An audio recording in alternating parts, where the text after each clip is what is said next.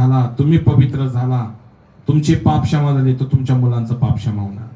तुम्ही जर बीपी मध्ये, तुम्ही जर शुगर मध्ये, तुम्ही जर थायरॉइड मध्ये, तुम्ही जर कुठल्या तर आजारात आहे, तर तुमची येणारी मुलं पिढी सुद्धा त्याच आजारात असणार आहे.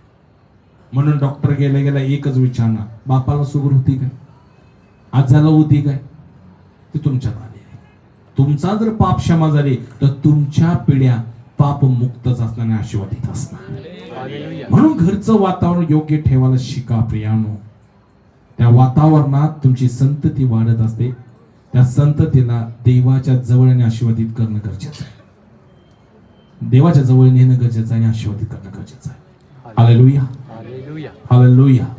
जसा तुम्ही आपल्या मुलांच्या समोर स्वभाव कराल तशी मुलांच्यावरती इफेक्ट होणार. जो आत्मा तुमच्या विचारात काम करणार, शरीरावर नियंत्रण घेणार, तोच आत्मा तुमच्या मुलांच्यावर नियंत्रण घेणार.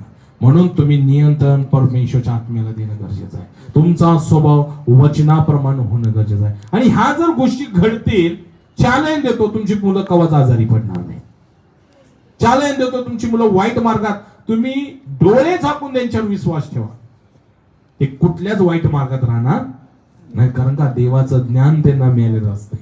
म्हणून तुम्ही आपल्या मुलांची चौकशी करणं गरजेचं आहे. त्याचा मोबाईल चेक करणं गरजेचं आहे. कुणाच्या संगती राहतात, कुणा संगती ते बोलत असतात, कुणा संगत उठणं बस नाही त्यांचं, हे सगळे मित्र मंडळ चौकशी करणं गरजेचं आहे.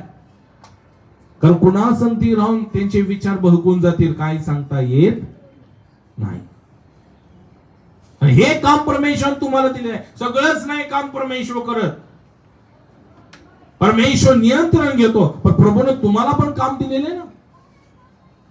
समर्पण करणं म्हणजे देवाच्या हातात, तो आता त्या आत्म्यावर नियंत्रण घेतलेलं आहे. बस शिक्षण द्यायला तुम्हाला शिकवलेलं की नाही परमेश्वर. मग काय शिक्षण देता मुलांना?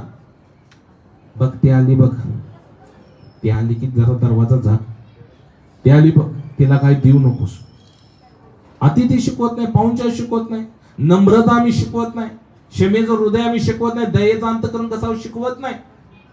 आणि नुसतं ती आलती बरे काय म्हणली, तो आता बरे तो काय म्हणला, हे शिकू दे मी मुलांना. आणि संस्कार तेच चालल्या.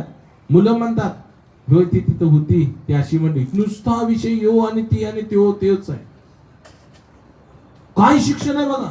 हालेलुया म्हणलं काय सर्वच. किती जणांना समजाले. हे शिक्षण आहे तुमचं घरामध्ये, वातावरण हे चाललंय, दैवी वातावरण आहे. जर मुलगा जर चुकला, म्हणून योबाने काय केलं, आपल्या फॅमिलीला एकत्र घेऊन रोज पाठच, रोज परमेश्वरच्या संघात जाणार आणि काय करणार, देवा तुझा महिमा यांच्यामध्ये होते. देवाच्या सानिध्यात नेत होता योग. म्हणून देवाला फार